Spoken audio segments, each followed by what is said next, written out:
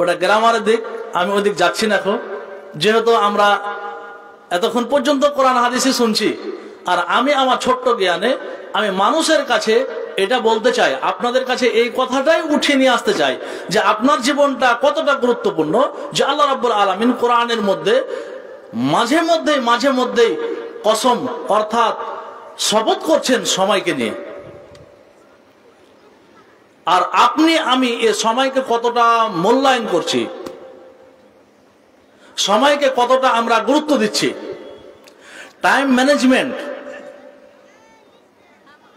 ইদারাতুল ওয়াক্ত, time management, যে আপনি কতটা টাইমকে ম্যানেজমেন্ট করছেন। এই ইদারাতুল ওয়াক্ত, আপনি যে টাইমটা ব্যবহার করছেন, এই যে রাত্রি 11:30 পর্যন্ত আপনি এতক্ষণ পর্যন্ত জেগে আছেন, কেন জেগে আছেন, কি কারণে, এই সময়টা আপনি কি কাজে অতিবাহিত করছেন। আজকের বিষয়টা এটাই। অর্থাৎ এই বিষয়টা প্রত্যেকটা লোকের, একটা ছোট বাচ্চা থেকে নিয়ে একটা বৃদ্ধা পর্যন্ত তারও পরিজন। আপনি মনে করবেন যে আপনি এখানে বসে আছেন, আপনি ভাবছেন যে আমি এখানে বসে আছি, আপনার আগে আপনার জায়গাতে, আপনার বাড়িতে, আপনার সময়ে, আপনার বাড়িতে আপনার যেটা রুম আছে সেই রুমটাতে আপনার বাবা ছিল, আপনার দাদু ছিল, আপনার 14 পুরুষ ওখান থেকে চলে গেছে। সময় এমন একটা জিনিস যে সময়ের সাথে সাথে তারা চলে গেছে, কিন্তু আপনি বসে আছেন। আপনাকে যদি আমি বলি যে আপনি 200 বছর যদি আপনি এগিয়ে যান, 200 বছর আগের যদি দিকে দেখতে যান, তাহলে 200 বছর আগে যেই বাড়িটাতে আপনি বাস করছেন সেই বাড়িটাতে আপনার আব্বা ছিল, বা আপনার দাদু ছিল, বা আপনার দাদুর বাপ ছিল, কেউ না কেউ ছিল, কিন্তু এখন নেই কেউ। কারণ যে সময় এমন একটা, যে সময়ের সাথে সাথে মানুষ অতিবাহিত হয়ে গেছে, সময়ের সাথে সাথে মানুষ চলে গেছে পৃথিবী থেকে। তাহলে মানুষকে ভেবে নিতে হবে যে সময় এতটা গুরুত্বপূর্ণ, সময় এমন একটা জিনিস যে মানুষকে সময়ের সাথে সাথে মানুষকে কথা বলতে হয়, সময়ের সাথে সাথে মানুষকে চলে যেতে হয়। এতক্ষণ পর্যন্ত কথা বলে আসছে, সময়ের সাথে সাথে সময় চলে যাবে, আপনিও চলে যাবেন, সময় শেষ হয়ে যাবে, আমিও শেষ হয়ে যাব। একের পর এক সময় এমন একটা জিনিস, আল্লাহ রাব্বুল আলামিন এই সময়কে কেন্দ্র করে আল্লাহ রাব্বুল আলামিন একটা সূরা অবতীর্ণ করছেন, ওয়াল আসর।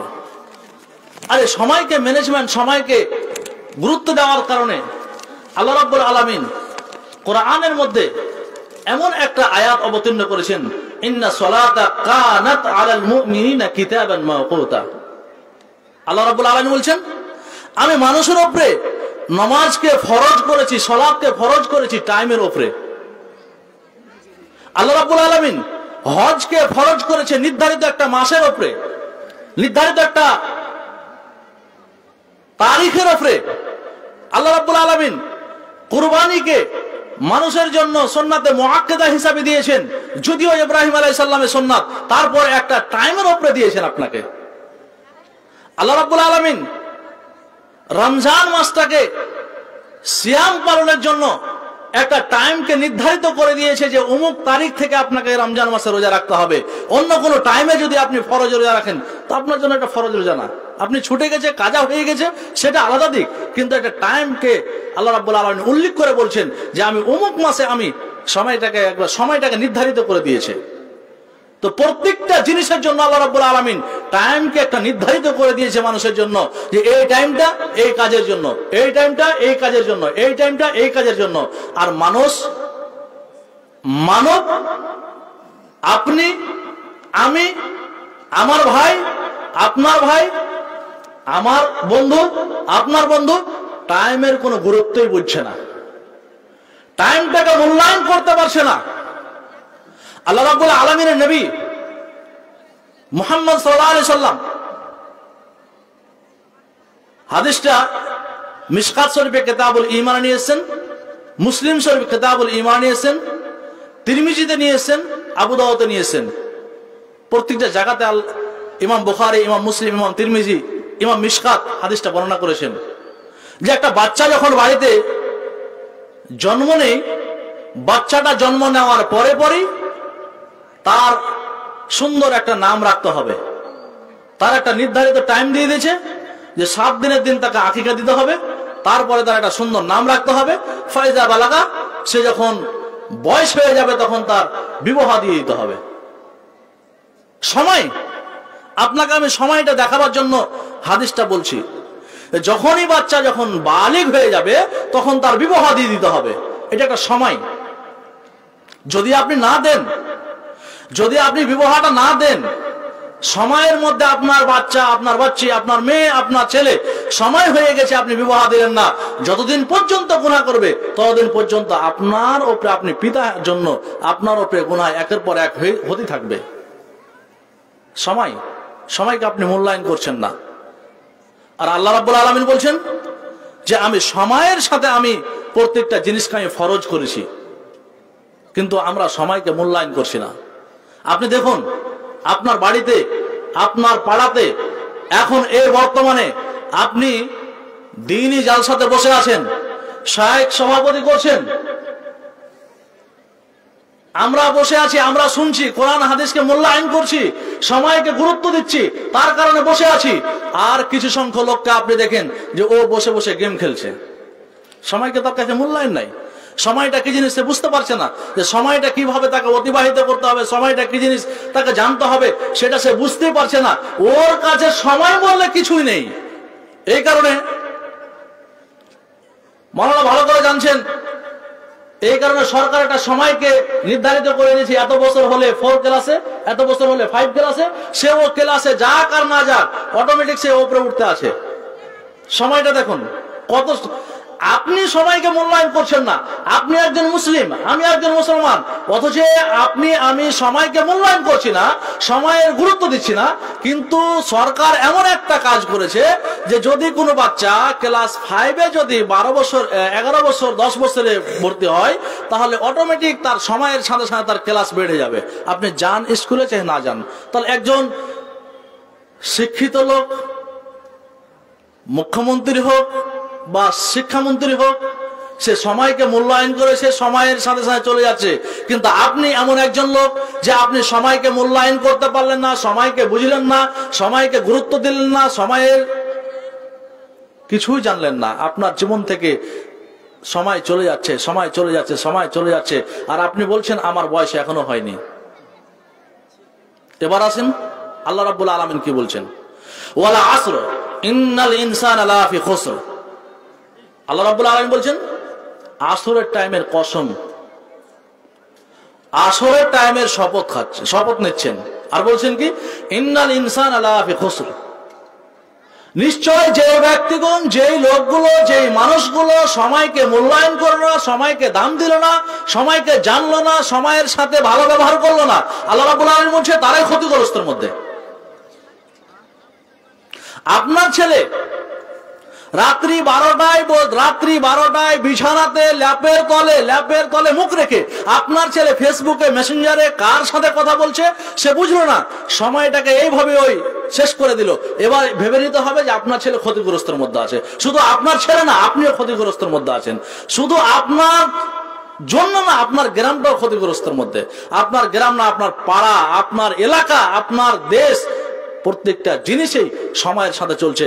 সময়কে আপনি মূল্যায়ন করবেন না, আপনার সময়ের সাথে সাথে আপনার জিন্দেগি শেষ হয়ে যাবে। এইভাবে আপনার জিন্দেগি শেষ হয়ে যাবে, কিন্তু আপনি সময়কে মূল্যায়ন করতে কখনো পারবেন না। নচেত আপনাকে চিন্তা ভাবনা করে আপনাকে এগিয়ে যেতে হবে। আল্লাহ রাব্বুল আলামিন বলছেন ইন্নাল ইনসানা লাফি খুসর, নিশ্চয় মানুষ ক্ষতিগ্রস্তের মধ্যে। ওই সমস্ত মানুষ ক্ষতিগ্রস্তের মধ্যে যারা সময়কে পাওয়ার পরে সময়কে মূল্যায়ন করলো না। যখন আপনার কাছ থেকে সময় চলে যাবে তখন আপনি বুঝতে পারবেন যে আমি কি করেছি পৃথিবীতে। আপনার সময়টাকে আপনি ভাবলেন না। কিয়ামতের দিন আল্লাহ রাব্বুল আলামিন দুটো জিনিসের হিসাব বেশি বেশি নেবে। তার মধ্যে হচ্ছে একটা যে আপনার কাছে আল ওয়াক্ত, যে সময়।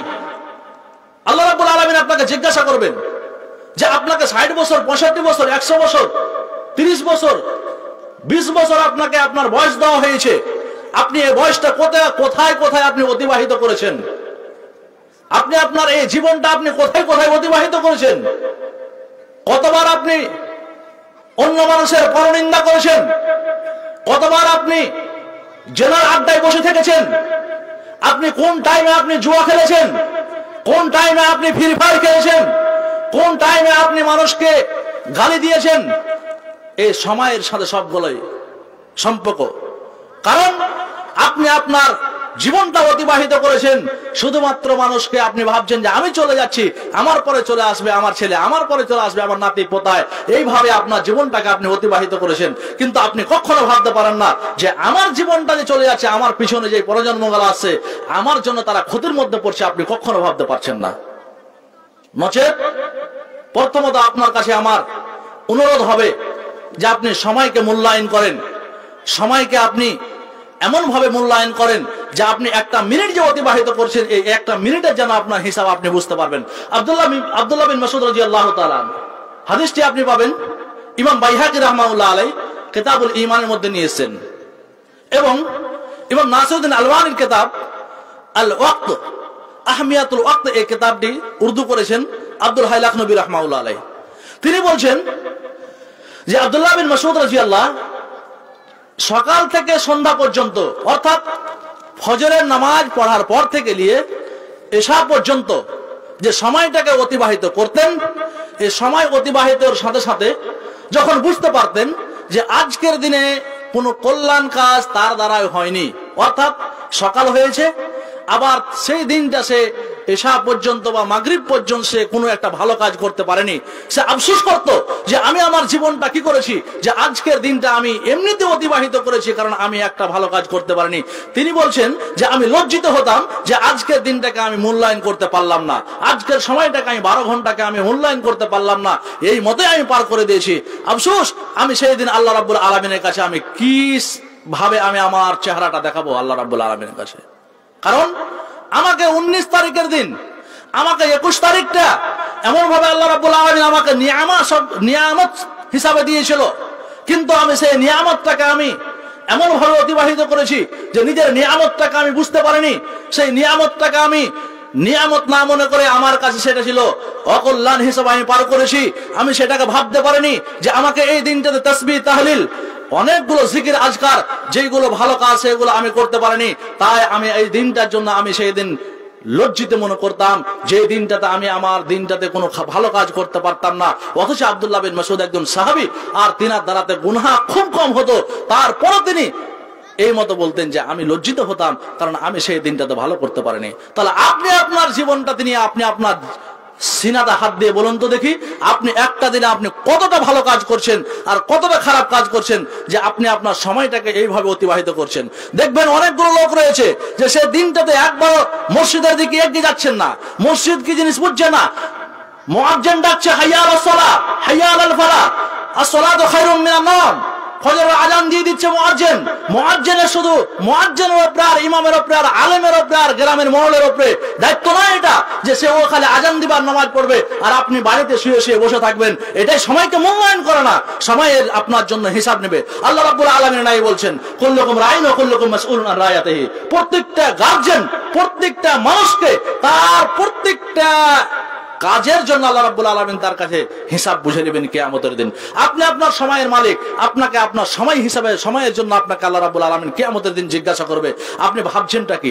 আপনি ভাবছেন যে আমি সময়কে অতিবাহিত করছি, আমি চলে যাব কবরের মধ্যে, আমার কি হবে জানি না, কিন্তু না, আপনাকে প্রথমত সময়ের আপনার হিসাব নেওয়া হবে। অর্থাৎ যদি আপনার কাছে প্রথম যদি হিসাব নেওয়া হয় সালাতের, তাহলে সালাতটা হচ্ছে সময়। মানব জীবনে সালাতটা হচ্ছে সময়, আর আপনি সালাতটাকে এমন ভাবে ত্যাগ করেছেন যে আপনি বুঝতে পারছেন না যে আপনি আপনার জীবনটাকে এমন ভাবে অতিবাহিত করছেন যে আপনাকে প্রত্যেক দিন 5 ওয়াক্তে মুয়াজ্জিন ডাকছে, অথচ আপনি ঘুমিয়ে আছেন, অথচ আপনি বিড়ি পান করার সময় পাচ্ছেন, অথচ আপনি ফ্রি ফায়ার খেলা আপনার ছেলে সময় পাচ্ছে, অথচ আপনি গার্জেন, আপনার একটু লজ্জাবোধ মনে হচ্ছে না যে আমি নামাজ পড়তে যাচ্ছি, আমি মুরব্বী, আমি আমার বয়স্ক হয়েছে, আমার বয়স হয়েছে, আমার ছেলেকে, আমার মেয়েকে, আমার নাতিকে, আমার পোতাকে আমাকে নিয়ে যেতে হবে জামাতের সাথে নামাজ পড়ার জন্য। আপনি এটা কোন সময় ভাবলেন না। এই কারণে আল্লাহ রাব্বুল আলামিন বলছেন ইন্নাল ইনসানা লাফি খুসর, ক্ষতিগ্রস্তের মধ্যে ওই সমস্ত লোক যারা সময়কে মূল্যায়ন করতে পারলো না। তাই আপনি ক্ষতিগ্রস্তের মধ্যে, কারণ আপনি সময়কে মূল্যায়ন করতে পারলো না। আপনি বলতে আপনি যতটুকু দায়, আপনার স্ত্রী ততটুকু দায়, আপনার স্ত্রী যতটুকু দায়, আপনার ছেলে ততটুকু দায়, আর প্রত্যেকটা লোকই সেই সময়ের সাথে সম্পর্কিত। নচেত আপনাকে সময়কে মূল্যায়ন করতে হবে, সময়কে মূল্যায়ন করতে হবে। যদি আপনি বড় বড় মুহাদ্দিসদের দিকে দেখতে যান, ইমাম মুসলিম রাহমাতুল্লাহ আলাইহি যদিও তার জীবনের মধ্যে কিছুটা মতভেদ রয়েছে, তার জীবনের মধ্যে যে তিনি 35, 36, 37 এরকম বছর বেঁচেছেন, এত অল্প বয়সে একজন মুহাদ্দিস, সারা পৃথিবীর মধ্যে সর্ববড় মুহাদ্দিস হচ্ছে ইমাম মুসলিম রাহমাতুল্লাহ আলাইহি। ইমাম বুখারীর পরে পরে তার স্থান। এই বয়সের মধ্যে যেই কিতাবগুলো লিখে গিয়েছেন, আপনার ছেলে, আমার বয়স 32 বছর, অথচ আমি একটা কিতাবের একটা পৃষ্ঠাকে পড়তে গেলে আমাকে পড়ার টাইম পাচ্ছি না। আর এই মতো বয়সে একজন লোক মুহাদ্দিস হয়ে যাচ্ছে আপনার সামনে, যার কিতাব এমন কোন আহলে হাদিস, হানাফি, বেরেলি, সাইফি যতগুলো পৃথিবীতে মাযহাব আছে, প্রত্যেকটা মাযহাব যাকে ভালোবাসে সেটা হচ্ছে ইমাম মুসলিম রাহমাতুল্লাহ আলাইহি, ইমাম বুখারী রাহমাতুল্লাহ আলাইহি। এগুলো মুহাদ্দিসকে প্রত্যেকটা মাযহাব ভালোবাসে। যদি বলা যায় আল্লামা নাসিরউদ্দিন আলবানী, তাহলে বলবে যে আল্লামা নাসিরউদ্দিন আলবানীকে আহলে হাদিস ভালোবাসে। যদি বলা যায় শাইখুল ইসলাম ইবনে তাইমিয়া, তাহলে বলবে যে শাইখুল ইসলাম ইবনে তাইমিয়াকে শুধুমাত্র ভালোবাসে আহলে হাদিস উলামা ইকরাম। যদি বলা যায় ইবনে বাজ রাহমাতুল্লাহ আলাইহি, তাহলে বলবে আহলে হাদিসেরা ভালোবাসে। কিন্তু এমন দুজন লোকের নাম বললাম যে দুইজন লোককে পৃথিবীতে প্রত্যেকটা বাড়িতে, প্রত্যেকটা মুসলমান যাদেরকে ভালোবাসে, তারা সময়কে এমন ভাবে মূল্যায়ন করেছে, যারা এত অল্প বয়সে মুহাদ্দিস হয়ে গেছে। আর আপনি, আপনার ছেলে দেখুন তো দেখি, বয়স শেষ হয়ে গেছে, অথচ আপনার ছেলেকে যদি বলা যায় লা ইলাহা ইল্লাল্লাহ শরায়েত কতটি জানছে না, সময়কে মূল্যায়ন করতে পারেনি, সময়টা কি জিনিস বুঝতে পারেনি। এই কারণে আপনার ছেলে এখন পর্যন্ত ইসলামের মধ্যে আসতে পারেনি, এখন পর্যন্ত ইসলামকে জিনিস চিনতে পারেনি। ইসলাম যে একটা পরিপূর্ণ গঠন সেটা বুঝতে পারেনি। ইসলাম যে একটা জ্ঞান, ইসলাম শব্দের অর্থ হচ্ছে জ্ঞান, শান্তি না জ্ঞান। জ্ঞানটা এখন পর্যন্ত আপনার ছেলের ভিতরে, আপনার ভিতরে আসতে পারেনি। তাই আমি বলছি সময়কে মূল্যায়ন করবেন। আল্লাহ রাব্বুল আলামিন বলছেন ইন্নাল ইনসানা লাফি খুসর ইল্লাল্লাযীনা আমানু ওয়া আমিলুস সলিহাতি ওয়া তাওয়াসাউ বিল হাক্কি ওয়া তাওয়াসাউ বিস সাবর। আল্লাহ রাব্বুল আলামিন বলছেন ওই সমস্ত লোকেরা ক্ষতিগ্রস্তের মধ্যে না, যে সমস্ত লোকেরা সময়কে মূল্যায়ন করলো। কারা সময়কে মূল্যায়ন করলো? আল্লাহ বলছেন যাদের ভিতরে 4টা গুণ রয়েছে, এই 4টা গুণ যাদের ভিতরে রয়েছে তারা সময়কে মূল্যায়ন করতে পেরেছে।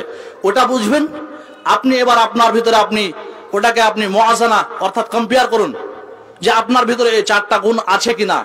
যদি আপনি এই 4টা গুণ আপনার ভিতরে থাকে, তাহলে আপনি ভাববেন যে আমি একজন পরিপূর্ণ মুসলমান।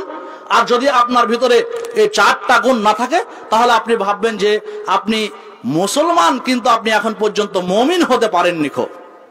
মুসলিম এবং মুমিনের মধ্যে অনেকটা পার্থক্য রয়েছে, অনেক লম্বা পার্থক্য রয়েছে। একজন মুমিন যখন ইসলামের ভিতরে চলে আসে, একজন মুমিনের কথা বলা হয়েছে সে জান্নাতে যাবে, কিন্তু একজন মুসলমানের কথা জান্নাতে যাওয়ার কথা বলা হয়নি। যদি আপনার কাছে, যদি আপনি হাদিস শুনে থাকেন যে কুলু লা ইলাহা ইল্লাল্লাহ ফাদাখালাল জান্নাহ, কোন ব্যক্তি হাদিসটি নিয়ে এসেছেন ইমাম বুখারী রাহমাতুল্লাহ আলাইহি কিতাবুল ঈমানের মধ্যে, হাদিসের রাবী হযরত আবু হুরায়রা, যে কোন ব্যক্তি যদি লা ইলাহা ইল্লাল্লাহ পড়ে তাহলে সে মুসলমান হলো, সে জান্নাতে যাবে। কিন্তু লা ইলাহা ইল্লাল্লাহ শরায়েত হচ্ছে 7টি। ইমাম ইবনে তাইমিয়া রাহমাতুল্লাহ আলাইহি তিনি আকাঈদ কিতাবের মধ্যে 8টি শরায়েত নিয়ে এসেছেন। ইমাম নাসিরউদ্দিন আলবানী 7টি শরায়েত গুনালছেন। ইবনে বাজ রাহমাতুল্লাহ আলাইহি 7টি শরায়েত নিয়ে এসেছেন। তার মধ্যে 1 নম্বর হচ্ছে ইলম। আমি ওদিকে আমার ওটা বিষয় নাই, তবু আপনাকে বুঝাবার জন্য নিয়ে আসলাম। যদি আপনি ওটাই ভাবেন যে আমি লা ইলাহা ইল্লাল্লাহ পড়ে নিয়েছি তার কারণে আমি জান্নাতে যাব, কিন্তু আপনার কাছে ইলম নেই, আপনার কাছে জ্ঞান নেই, তাহলে আপনি এখন পর্যন্ত আপনি লা ইলাহা ইল্লাল্লাহ যেগুলো শরায়েত রয়েছে, লা ইলাহা ইল্লাল্লাহ যে মানে এবং মতলব অর্থ রয়েছে সেগুলো আপনি বুঝেননি। লা ইলাহা ইল্লাল্লাহ তো একটা সাধারণ লোকও পড়ে, লা ইলাহা ইল্লাল্লাহ একটা গায়ের মুসলিমও পড়ে, লা ইলাহা ইল্লাল্লাহ কাফেরও পড়ে, মুশরিকও পড়ে। এই লা ইলাহা ইল্লাল্লাহ পড়তে সবাই পড়ে, কিন্তু লা ইলাহা ইল্লাল্লাহকে বাস্তবায়ন করতে হবে, কালিমায়ে তাওহীদকে বাস্তবায়ন করতে হবে, এটাই সবচেয়ে গুরুত্বপূর্ণ। 7টা শরায়েতের মধ্যে যদি আপনার ভিতরে না থাকে, একটা যদি আপনার ভিতরে কমতি থাকে, তাহলে আপনি ইসলাম থেকে খারিজ হয়ে যাবেন, ইসলাম থেকে বের হয়ে যাবেন। তাই বলছিলাম 4টা গুণ যদি আপনার ভিতরে থাকে তাহলে আপনি ভাববেন যে আমি সময়কে মূল্যায়ন করেছি এবং আপনি সময়কে সঠিকভাবে ব্যবহার করেছেন। আল্লাহ রাব্বুল আলামিন বলেন ইল্লাল্লাযীনা আমানু, যারা আল্লাহর উপর বিশ্বাস করে, যারা আল্লাহর উপর ঈমান এনেছে। আল্লাহ রাব্বুল আলামিন এই ইল্লা এখানে হারফে ইস্তিসনা ব্যবহার করেছেন। হারফে ইস্তিসনা যে জায়গাতে ব্যবহার করা হয় সেটা খুব কঠিন জায়গা, যে এখানে খুব গুরুত্বপূর্ণ কথা ব্যবহার করা হয়েছে। গ্রামারের জায়গাতে আমি যাচ্ছি না আরবি গ্রামারের দিকে, যে খুব গুরুত্বপূর্ণ কাজের জন্য আল্লাহ রাব্বুল আলামিন হারফে ইস্তিসনা ব্যবহার করেন। ওখানে বলছেন ইল্লাল্লাযীনা আমানু ওয়া আমিলুস সলিহাত, যারা আল্লাহর উপরে ঈমান এনেছে তারা ক্ষতির মধ্যে না, তারা সময়কে মূল্যায়ন করেছে। তাহলে আপনি মনে করুন, ওই মা এবং বোন মনে করুন যে আপনি সময়টা কতটা মূল্যায়ন করেছেন, যে আপনার ঈমান পোক্ত আছে। যদি আপনি মূল্যায়ন সঠিকভাবে করে থাকেন তাহলে তো ঠিক আছে, আলহামদুলিল্লাহ, তাহলে আপনি ঈমানের মধ্যে আছেন। এবার যদি আমি ঈমানের সংজ্ঞা কোরআনের আয়াত দিয়ে বলি তাহলে আপনি বুঝতে পারবেন আপনার ঈমান কতটুকু মজবুত আছে, আপনার ঈমান কতটুকু তাজা আছে, আপনার ঈমান কতটুকু আছে। আল্লাহ রাব্বুল আলামিন বলছেন সূরা বাকারা আয়াত নম্বর 3, আল্লাযীনা ইউমিনুনা বিল গায়বি ওয়া ইয়াকিমুনাস সালাহ ওয়া মিম্মা রাযাকনাহুম ইউনফিকুন। এটা হচ্ছে ঈমানের সংজ্ঞা, সাধারণ সংজ্ঞা আমি বললাম। আমি শাব্দিক সংজ্ঞার দিকে আমি গেলাম না, কারণ আয়াত দিয়ে আমি কোট করে বলছি যে ঈমানদার ওটাকে বলা যাবে যারা গায়বের উপরে ঈমান রাখবে। তারপরে পরে গায়বের উপরে ঈমান মানে কিয়ামত কায়েম হবে, কিয়ামত হবে, হাসর নাসর আছে, একদিন মানুষকে কবর থেকে উঠা হবে, এগুলো হচ্ছে গায়ব। তারপরে পরে কি শুধু গায়বের উপরে ঈমানটা সবাই রাখতে পারে, প্রত্যেকটা লোক বিশ্বাস করে কিয়ামত কায়েম হবে। এটা কোনো এরকম লোক নাই যে বুঝে নাকো, কোনো একটা মহিলা নাই যে বুঝে নাকো। কিন্তু এর সাথে সাথে আল্লাহ রাব্বুল আলামিন একটু জয়েন্ট লাগিয়ে দিয়েছেন কি ইল্লাল্লাযীনা আমানু ওয়া আমিলুস সলিহাত। এই জায়গার মধ্যে আল্লাহ রাব্বুল আলামিন বলছেন কি আল্লাযীনা ইউমিনুনা বিল গায়বি ওয়া ইয়াকিমুনাস সালাহ, যে গায়বের উপরে ঈমান রাখার সাথে সাথে সালাত প্রতিষ্ঠা করতে হবে। আপনি সময়কে মূল্যায়ন করবেন, সালাত প্রতিষ্ঠা করতে হবে। সময় গায়বের উপরে ঈমান আনা মানে আপনি ঈমানদার না। এর সাথে আরেকটা জিনিস মুশাবাহ, সেটা হচ্ছে কি সালাত, নামাজ। আপনার ভিতরে যদি নামাজ থাকে, আপনি যদি সালাত কায়েম করেন তাহলে হচ্ছেন আপনি ঈমানদার। আর যদি আপনি সালাত কায়েম না করেন, সালাত প্রতিষ্ঠিত না করেন, শুধু আপনি ঈমান এনে নিয়েছেন, ঈমান আপনার পোক্ত আছে যে আপনি কিয়ামত কায়েম হবে, আর আপনি সালাত কায়েম করলেন না, তাহলে আপনি ঈমানদার না, আপনি মুমিন না। কত সংখ্যক লোক আছে আপনি দেখবেন, কত সংখ্যক লোক আছে রমজান মাস আসলে রোজা রাখে, ভাবে যে আমাকে মৃত্যু হবে, মৃত্যু আমার হবে, কিন্তু অন্য মাসে সালাত কায়েম করছে না, সালাতকে ত্যাগ করছে। তারকুস সালাহ, হুকম তারকুস সালাহ, ইমাম নাসিরউদ্দিন আলবানীর কিতাব। যে কোনো ব্যক্তি যদি তারকুস সালাহ অর্থাৎ নামাজকে যদি দায়মান প্রতিদিন যদি ছেড়ে দেয়, এক ওয়াক্তের পড়লো আর এক ওয়াক্ত ছেড়ে দিল, 3 ওয়াক্তের পড়েছে 2 ওয়াক্ত ছেড়ে দিল, ফজরের পড়েছে এশা ছেড়ে দিয়েছে, মাগরিবের পড়েছে আবার আসরের ছেড়ে দিয়েছে, এইভাবে যদি কোনো লোক যদি ও অভ্যাস করে নাই, ইমাম নাসিরউদ্দিন আলবানী বলছেন জেনে শুনে যদি এর মতো অভ্যাস করে সে হচ্ছে মুনাফিক। আমি 4 জন আইমায়ে আরবার যদি আমি হুকুম নিয়ে আসি তাহলে অনেক লম্বা হয়ে যাবে, সেদিকে আমি যাচ্ছি না। তাহলে যদি আপনি নামাজকে জেনে শুনে ছেড়ে দেন তাহলে সে ইসলামের দায়রার মধ্যে থাকে না। হাদিস কোট করেছেন প্রত্যেকটা ইমাম, প্রত্যেকটা মুহাদ্দিস একই, মান তারাকা সালাহ মুতাআম্মিদান ফাকাদ কাফারা। আপনি আপনার স্বজ্ঞান, আপনার মস্তিষ্ক, আপনার বুদ্ধি, আপনার বিবেক আছে, তারপরে আপনি নামাজকে ছেড়ে দিয়েছেন। আপনার ছেলের এতটা জ্ঞান আছে, জ্ঞান থাকার পরে আপনার ছেলে নামাজকে তরক করে দিয়েছে, নামাজকে পড়ে নিখো, নামাজের ধারে নিখো, নামাজকে বুঝে নিখো। সবাই একই কথা বলেছে, সে কুফরি করলো, সে কুফরি করলো, সে কুফরি করলো। এবার আসা যাক এটা কুফরি কতটুকু হলো, আমি সেদিকে যাচ্ছি না, সেদিকে গেলে হুকুম লাগাতে হবে, অনেক লম্বা টাইম লেগে যাবে। আমি বলছিলাম কি কোন ব্যক্তি যদি ইমানদার বলে যে দাবি করে, সময়কে মূল্যায়ন করে, তাহলে তাকে ভাবতে হবে যে ওয়াকিমুস সালাত, তাকে নামাজ প্রতিষ্ঠা করতে হবে, সালাত আদায় করতে হবে। যে আমাকে সালাত আদায় করতে হবে, আমি সালাত যখন মানুষ আদায় করবে তখন সময়কে ম্যানেজমেন্ট করতে পারবে, ইদারাতুল ওয়াক্ত বুঝতে পারবে। আর যদি সে সময়কে যদি মূল্যায়ন না করে তাহলে সে ইদারাতুল ওয়াক্ত অর্থাৎ টাইম ম্যানেজমেন্ট সে বুঝতে পারবে না। এবার আসুন এই ইমানদারের সংজ্ঞা দিতে যে আল্লাহ রাব্বুল আলামিন বলছেন মিম্মা রাযাকনাহুম ইউনফিকুন, আপনি সালাত আদায় করেছেন, কিয়ামতের উপরে আপনার বিশ্বাস আছে, মিম্মা রাযাকনাহুম ইউনফিকুন। আল্লাহ রাব্বুল আলামিন বলছেন, আল্লাহ রাব্বুল আলামিন বলছেন আমি যে রিজিকটা দিয়েছি আপনাকে, এই রিজিক থেকে নিজে খেতে হবে এবং অন্যকে দান করতে হবে, আল্লাহর রাস্তায় খরচ করতে হবে, খরচ করতে হবে। আপনার সময় আছে, আমি যদি বলি যে দান করতে হবে, মসজিদ নির্মাণ করছেন দান করতে হবে, আমি সেটা বলছি না আপনাকে। এই খরচ হলো আপনি যে জায়গাতে আপনার ভালো হবে সে জায়গাতে আপনার খরচ করতে হবে আল্লাহর রাস্তায়। তাহলে আপনাকে বলা যাবে যে একজন ইমানদার। আপনার কাছে টাকা আছে, আপনি খরচা করছেন না, আপনি ভাবছেন যে আমার টাকা আছে শেষ হয়ে যাবে আমি খরচা করব না, তাহলে ভাবতে হবে যে টাইমকে এ বুঝতে পারছে না, সময়কে বুঝতে পারছে না। আপনি খরচা করছেন না, আপনার পরে জন্ম, আপনার মালটা নিয়ে আপনি আজকে মৃত্যুবর, আপনি আজকে মরবেন, কালকে আপনার মিরাস ভাগ করার জন্য বাড়িতে ঝগড়া হবে, হচ্ছে না হচ্ছে না। আপনি নিজেকে ভাবুন, আপনি সময়টাকে গুরুত্ব দেননি, তার কারণে আপনি মাদ্রাসা মসজিদ ভালো কাজের জন্য আপনি আপনার টাকাটাকে ব্যয় করেননি, আপনি আপনার টাকাটা সঞ্চয় করে রেখে দিয়েছেন, ব্যাংক ব্যালেন্স আপনার ঠিক রেখেছেন। আপনার মৃত্যুর পরে আপনার ছেলে, আপনার মেয়ে, আপনার আত্মীয় স্বজন যেইগুলো আপনার ওয়ারিশ আছে, সেই তারা ওয়ারিশ তাকসিম বাইনাল ওয়ারিসিন, তারা ভাগ করার জন্য, বন্টন করার জন্য তারা বাড়িতে বসে গেছে, লোকজন নিয়ে বসে গেছে যে আমাকে আজকে ভাগ করতে হবে। নিয়ম ঠিক আছে, আদেশ কোরআন অনুযায়ী একজন লোক মারা গেলে তার মালকে 4 ভাগে ভাগ করা যায়। প্রথম তার ওসিয়ত পূর্ণ করতে হবে, দ্বিতীয় তার কাফন দাফন করতে হবে, তৃতীয় তার ঋণ পরিশোধ করতে হবে, চতুর্থ তার ওয়ারিসদের মধ্যে তার মালটাকে বন্টন করে দিতে হবে। সব ঠিক আছে, কিন্তু আপনি বেঁচে থাকা অবস্থায় কেন দান করলেন না? মিম্মা রাযাকনাহুম ইউনফিকুন, আপনি কেন আপনার সময়টাকে মূল্যায়ন করতে পারলেন না? আপনার জীবিত সময় কেন আপনি দান করতে পারলেন না? এমন কোন কাজ করে যেতে পারলেন না যে কাজটার জন্য আপনার কবরে যে আপনার নেকির জারি থাকবে, নেকি চলতে থাকবে, আপনি কেন করতে পারলেন না? আপনি তো সময়কে মূল্যায়ন করেননি, সময়কে আপনি গুরুত্ব দেননি, তাই আপনার অবস্থা আজকে এই মতো। মানুষ যখন মারা যায় সমস্ত আমল বন্ধ হয়ে যায়, শুধুমাত্র 3টা আমল চালু থাকে, তার মধ্যে হচ্ছে একটা সাদাকা জারিয়া। আপনি সাদাকায়ে জারিয়া কেন করলেন না? মসজিদে একটা ফ্যান কেন লাগিয়ে দিলেন না? মসজিদের উজুখানা কেন করে দিলেন না? মসজিদের জন্য কেন দান করলেন না? আপনি ভাবছেন যদি আমি দান করি তাহলে আমি গরিব হয়ে যাব।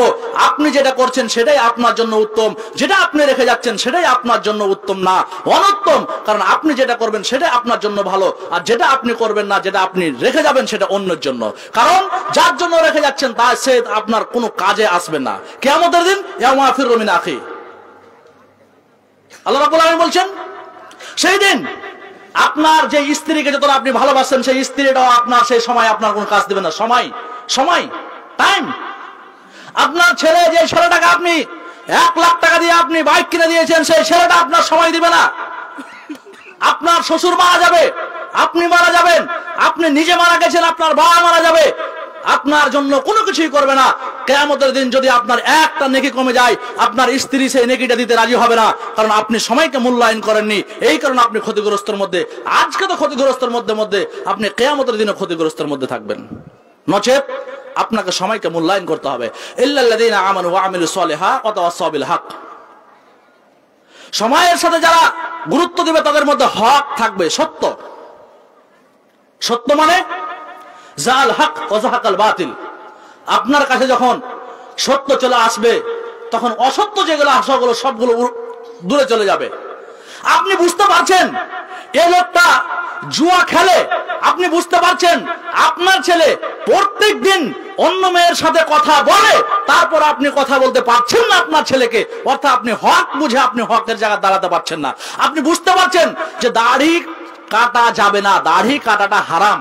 আপনি বুঝতে পারছেন যে আপনার ছেলে এই খারাপ কাজ করছে, আপনি বুঝতে পারছেন আপনার মেয়ে প্রতিদিন শামসি কলেজে যায় আর শামসিতে যে অন্য ছেলের সাথে আড্ডা মারে, আপনি বুঝতে পারছেন, অথচ আপনি হক বলে আপনি হক বুঝার পরেও আপনি হক ফয়সালা করতে পারছেন না।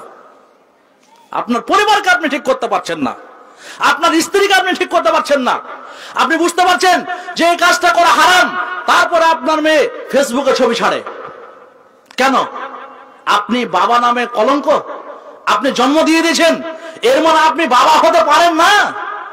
একজন বাবার বৈশিষ্ট্য রয়েছে, একজন বাবার বৈশিষ্ট্য হচ্ছে এটা যে তাকে আদাবে আখলাক, হুসনুল খুলুক, মাকারিমুল আখলাক তার ভিতরে তাকে নিয়ে আসতে হবে। এর মানে হচ্ছে বাবা। বাবা মানে যে সে বাবা হতে পারে না। বাবা যদি যে সেই হতে পারতো তাহলে সবাই গার্জিয়ানের অভিভাবক হয়ে যেত, কিন্তু অভিভাবক সবাই হতে পারে না। নচেত আপনাকে আজকে এখান থেকে তওবা করতে হবে আর জানতে হবে যে আমার ছেলে কি কাজ করে, আমার মেয়ে কি কাজ করে, আমার বৌমা কি কাজ করে, আমার স্ত্রী কি কাজ করে, আমি কি কাজ করি। আপনি প্রতিদিনের আপনি হিসাব নিতে হবে আপনাকে। এর মানে হচ্ছে গার্জিয়ান, এর মানে হচ্ছে অভিভাবক, এটাই হচ্ছে হক। তাহলে আপনাকে হক এবং বাতিলের আপনাকে পার্থক্য করতে হবে। হক এবং বাতিলের যদি আপনি পার্থক্য না করতে পারেন তাহলে কিন্তু আপনার আগামী দিনগুলো খুব খারাপ যাবে। আল্লাহ রাব্বুল আলামিন বলছেন ওয়া আমিলুস সালিহাত ওয়া তাওয়াসাউ বিল হক ওয়া তাওয়াসাউ বিস সাবর। 3 নম্বর ধৈর্য। ধৈর্য, সবর। এই সবর জিনিসটা অতি কঠিন। আপনাকে আমি যতটি কথা বললাম, কিছু কথা বলছি আপনাকে খুব আবেগ দিয়ে, আর কিছু কথা বলছি আপনাকে বুঝার জন্য। আমি যেটা বলেছি আপনাকে হয়তো হাদিস কোরআন দিয়ে বেশি বুঝার জন্য একটু তাকিদ দিয়ে, এর মানে আপনাকে ধৈর্য ধরতে হবে যে যেই কথাটা বলে গিয়েছেন উনি, ওনার কথাটা আমাকে মূল্যায়ন করতে হবে। এর মানে হচ্ছে সবর।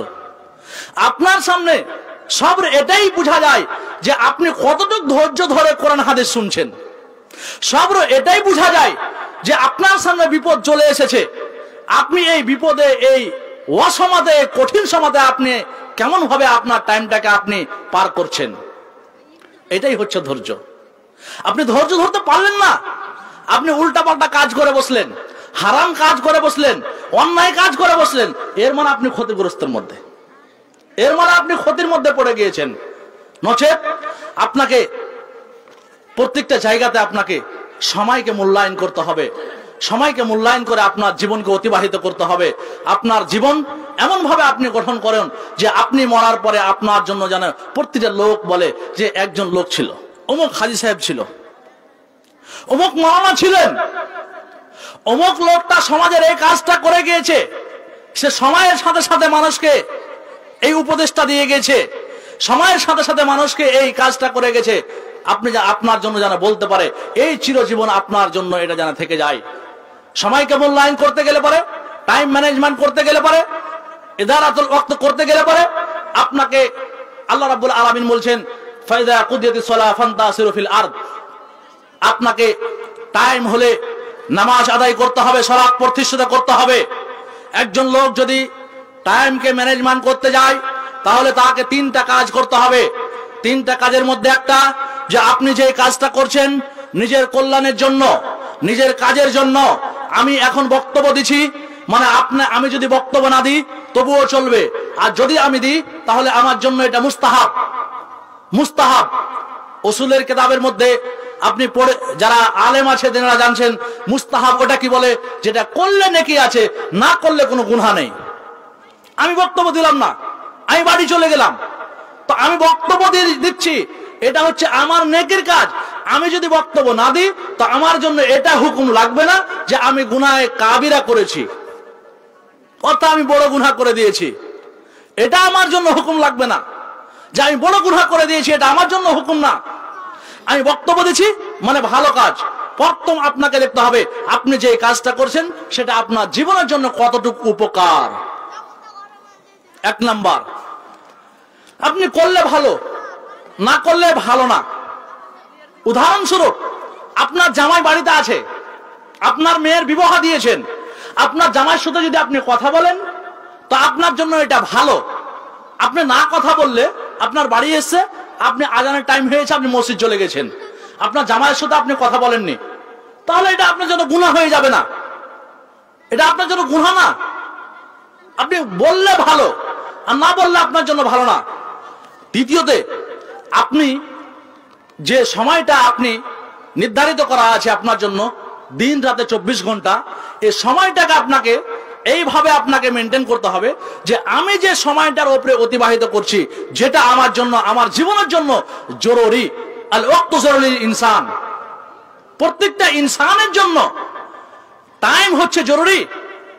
প্রত্যেকটা মানুষের জন্য টাইম হচ্ছে অতি খুবই জরুরি। যে আপনি যে টাইমটা ব্যবহার করছেন, এই টাইমটা আপনাকে লক্ষ্য রাখতে হবে, এই টাইমটাতে আমি যে কাজটা করব, সেই কাজটা যেন আমার কোনো হারাম কাজে না চলে যায়, হারাম কাজে না চলে যায়। তীর্থতে আপনি আপনার টাইমটাকে এভাবে আপনি ভাগ করবেন যে আপনার টাইমের ভিতরে কোনো খারাপ কাজ হয়ে গেছে, যে খারাপ কাজটা আপনাকে ইসলাম থেকে খারিজ করে দেয়, অর্থাৎ ইসলাম থেকে বের করে দেয়। যে মতো এমন কিছু কাজ, শিরিক করে নেওয়া, শিরিক করতে গেলে সে মুশরিক হয়ে যাবে। শিরিক যারা করে তারা কি হবে? মুশরিক। মুশরিক কারা হয়? যারা মূর্তি পূজা করে, যারা মাজারে পূজা করে, যারা কবর পূজা করে, তারা মুশরিক। তো আপনার টাইমের ভিতরে যদি এরকম কোনো কিছু হয়ে যায়, তাহলে আপনাকে ভাবতে হবে যে আপনি টাইম ম্যানেজমেন্ট করতে পারেননি। আল্লাহ রাব্বুল আলামিন টাইম ম্যানেজমেন্ট করার জন্য সিস্টেম করে দিয়েছেন 5 ওয়াক্তের সালাত। কোন ব্যক্তি যদি 5 ওয়াক্তের সালাতকে ঠিকভাবে কায়েম করে, 5 ওয়াক্তের সালাতকে ঠিকভাবে আদায় করে, তাহলে তাকে ভাবতে হবে যে টাইম ম্যানেজমেন্ট করে নিয়েছে। আপনি ফজরের সালাত আদায় করেন, আপনার পুরো দিনটা এমন ভাবে পার হবে যে আপনি ভাববেন যে আপনার টাইমটাও একদম লম্বা হয়ে গেছে। যে ব্যক্তি ফজরের সালাত আদায় করে, তাকে দেখবেন যে তার টাইমই শেষ হচ্ছে না, তার টাইম শেষ হচ্ছে না। কারণ 5টার সময় আজকে আজান দিয়েছে, 5টাতে আজান দিয়েছে মানে 5:30 জামাত, 5:30 জামাতের পরে আর আপনি ঘুমালেন না, তাহলে আপনি যতক্ষণ বেঁচে থাকলেন, যতক্ষণ আপনি ঘুমালেন না, 10টা 11টা পর্যন্ত আপনার কাজ শেষ। এই কারণে দেখবেন নিজামিয়া মাদ্রাসা যেগুলো আছে, সে মাদ্রাসাগুলোতে সকাল সকাল ক্লাস হয়। কেন ক্লাস হয়? যে সকালের একটা বরকত রয়েছে, আর সকালে সবকিছু সেরে নেওয়াটা ভালো। ওরা টাইমকে ম্যানেজমেন্ট করে, টাইমটাকে বুঝে, টাইমটাকে গুরুত্ব দেয়, টাইমের একটা মূল্যায়ন করে। কিন্তু আপনি যখন আপনার বাড়িতে যখন 10টা নাস্তা পানি করার পরে আপনি যাচ্ছেন জমি চাষ করতে, কিছুক্ষণ পরে জোহর আজান দেবে, আর আপনি জোহরের সালাতটা আপনি ত্যাগ করে দেবেন, তাহলে ভাবতে হবে যে এই টাইম ম্যানেজমেন্ট করতে পারো না, সালাতকে এইভাবে আপনি ছেড়ে দিলেন। আবার আপনি বাড়ি আসলেন, আসরের টাইম হয়ে গেল, গোসল পানি করতে, আপনি খাওয়া দাওয়া করতে, আপনি আপনার দোস্তের সাথে, আপনি আপনার ছেলের সাথে আপনি চলে গেলেন বাজারে, ভাবতে হবে আসরের নামাজ আপনি ত্যাগ করে দিয়েছেন, তাহলে আপনি টাইম ম্যানেজমেন্ট করতে পারেন না। আবার দেখবেন আপনি বাজার থেকে আস্তে আস্তে আপনার সন্ধ্যা হয়ে গেছে, মাগরিবের আজান হয়ে গেছে, আপনি মাগরিবের নামাজকে ত্যাগ করে দিয়েছেন, দোস্তের সাথে ঘুরতে, ছেলের সাথে ঘুরতে, বন্ধুর সাথে ঘুরতে, মানে আপনি টাইম ম্যানেজমেন্ট করতে পারেননি। আপনি বাড়ি আসলেন, 8টা বেজে গেছে, আপনার মনে হচ্ছে না যে আমি আর সালাত আদায় করি, আপনি শুয়ে পড়লেন, মানে আপনাকে ভাবতে হবে আপনি টাইম ম্যানেজমেন্ট করতে পারেননি। একজন লোকের নাম বলছি, আপনি আপনারা হয়তো জানেন, অনেক লোক শুনেছেন, আশরাফুল হক থানভী রাহমাতুল্লাহ আলাইহি, আশরাফ আলী থানভী রাহমাতুল্লাহ আলাইহি হানাফি মাযহাবের একজন বড় লোক। আমি মুহাদ্দিস বলবো না উনিকে, উনি একজন বড় আলেম ছিলেন, আশরাফ আলী থানভী রাহমাতুল্লাহ আলাইহি। কামেলের সিলেবাসে ওনার জীবনী লিখতে আছে।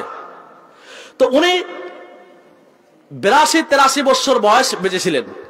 এই 82-83 বছর বয়সে 2000-এর বেশি কিতাব লিখে ফেলেছেন। কতটি বললাম? 2000-এর বেশি। 2000, 82 বছর বয়সে 2000-এর বেশি কিতাব লিখে ফেলেছে। কেন? উনি বলছেন যে যখনই সুবহ হতো, যখনই সকাল হতো, সকাল থেকে নিয়ে আমার একটা টাইমটাকে আমি মেনটেন করার জন্য আমার একটা সূচিপত্র ছিল, যে এই টাইমে আমি এতটুকু কাজ করব, এই টাইমে আমি এতটুকু কাজ করব, এই টাইমে আমি এতটুকু কাজ করব। প্রত্যেকটা প্রত্যেকটা বিষয়ে তার কিতাব লেখা হয়েছে। তাহলে বুঝেন তো দেখি যে উনি কতটা টাইমকে ম্যানেজমেন্ট করে চলেছে, আর আপনি কতটা টাইমকে ম্যানেজমেন্ট করছেন। আপনার বয়স এখন 70 হয়ে গেছে, আপনার বয়স এখন 50 হয়ে গেছে, অথচ আপনি টাইমের সাথে আপনার কোনো সম্পর্ক নেই, টাইমের সাথে আপনার কোনো সম্পর্ক নেই, আপনি টাইমকে এইভাবে শেষ করে দিচ্ছেন। যা হোক, আমি আমার বক্তব্য দীর্ঘায়িত করব না, কারণ টাইম লম্বা করার কারণ নেই। যদি আমি টাইম লম্বা করে রাত্রি 11টা, 11:30, 12টা নিয়ে যাই, তাহলে এই কারণে আপনি সালাত ত্যাগ করবেন, এটা সত্য। কারণ আপনি এখান থেকে যাবেন, যাওয়ার পরে আপনি ঘুমিয়ে যাবেন, আর আপনার এই ঘুমের কারণে ফজরের সালাত ছুটে যাবে। আর ফজরের সালাত ছুটে যাওয়া মানে আমি বক্তব্য দিচ্ছি, তার কারণে আপনি সালাত ত্যাগ করেছেন, মানে আপনার গুনাহ আমারও গুনাহ। নচেত লম্বা আর করছি না, এখান থেকে টাইমকে শেষ করে দিব, আমার সর্বশেষ অনুরোধ আপনাদের কাছে যে আপনারা সময়কে মূল্যায়ন করুন, নিজের জীবনকে অতিবাহিত করুন সময়ের সাথে, সময়কে গুরুত্ব দেন, সময়কে বুঝেন।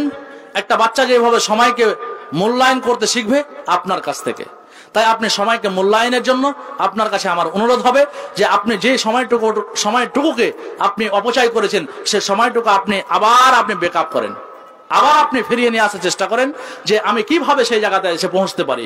একজন লোক যদি সময়কে বুঝে নাই তাহলে সে সাকসেস হবে, এটা 100%।